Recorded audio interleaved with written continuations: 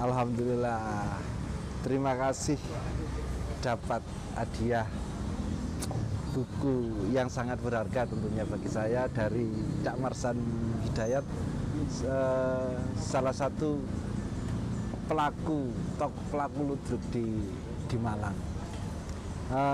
Ini tentunya sangat berharga bagi saya untuk saya pelajari, untuk saya sinauni.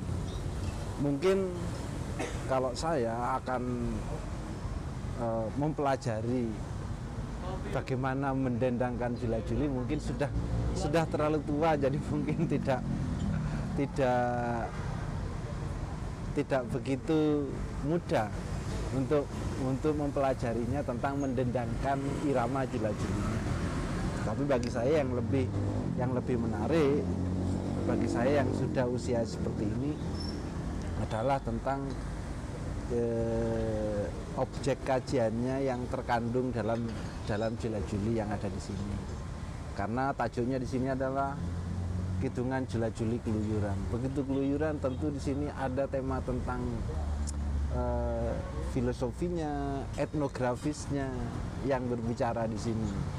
Tentu seperti yang saya ketahui selama ini, misalnya Cak Marsam ini di tempat yang berbeda dia akan menemukan materinya yang berbeda, dan di situ secara etnografis, secara sosioetnografisnya itu yang berbicara. Nah, ini yang menarik untuk dipelajari. Oleh karena itu saya dapat hadiah ini, wah, sangat berterima kasih sekali. Saya sangat bangga. Nah, yang tidak kalah penting ini bagi saya, nah, kalau ada ini generasi muda, misalnya pelajar, ini penting. Kalau misalnya pada saat ada lomba, misalnya kalau di Jawa Timur itu ada PPST,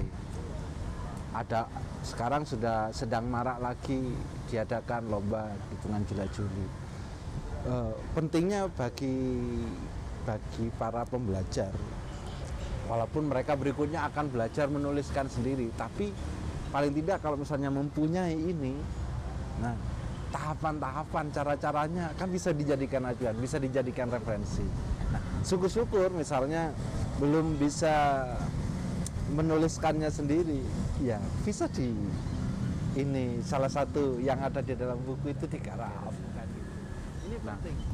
Ketika jula-juli ini begitu melekatnya, jula-juli ini adanya di Jawa Timur, begitu melekatnya kesenian yang bernama ludruk.